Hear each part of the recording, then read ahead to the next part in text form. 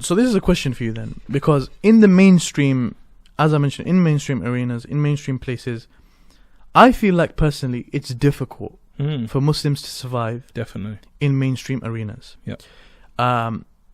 So my question was going to be, and I think you've already answered it by the way the expression you use.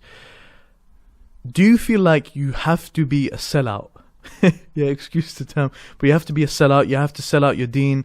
You have to, downplay Islam in order to be in mainstream arenas. Or do you feel like it's possible, but it's very difficult? What do you mean by mainstream arenas? So I mean, for example, being a presenter on the biggest TV channel that there is. Yeah.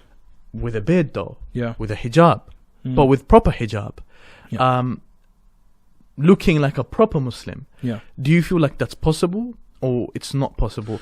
That's in TV presenting. Let's say, for example, in food. Do you feel like someone can be a head chef in a restaurant, in a mainstream place, or maybe, a master chef, on TV, but they outwardly, for example, look like yourself, look like a clear-cut Muslim. This guy, no doubt, he's a Muslim.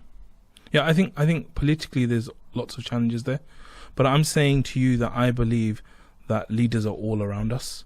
And I believe there's so many Muslim leaders. And I believe that our tradition as Muslims enforces us to be the best leaders. Why?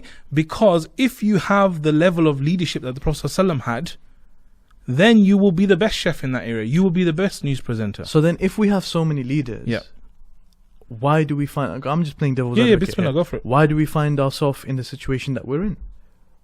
We're in, a negative situation worldwide.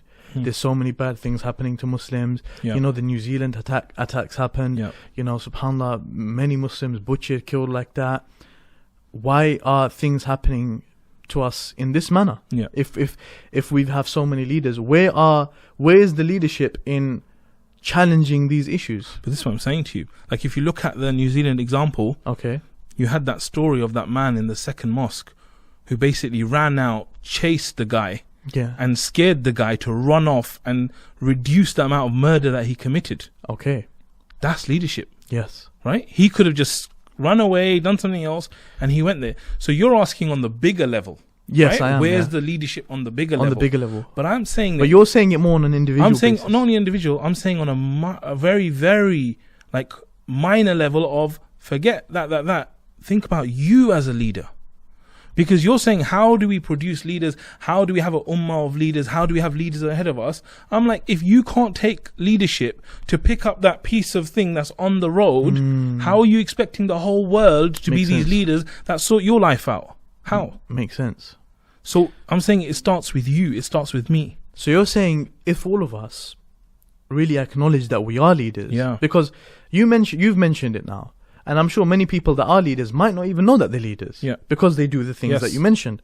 So what you're basically saying is, be a leader, acknowledge you're a leader, act upon that. And I'm sure when you acknowledge it and you act upon it much more than you would normally. So now you're acting upon it. In turn, what would happen is, you would find on the mainstream levels, things would change. Is that what you're... I'm saying that, of course, we need to do more leadership training for those people that are higher up and in different positions. But also what we need to realize is there could be 100 people out there who are leaders and they have no social following. They don't have tens of thousands of people who are on their every word and this and that.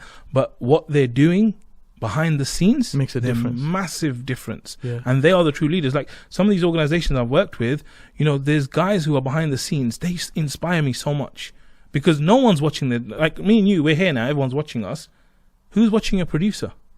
No one's watching him. No one knows who he is, right? But he's here like at 9 p.m. at night and he's doing this. That's inspiring, bro.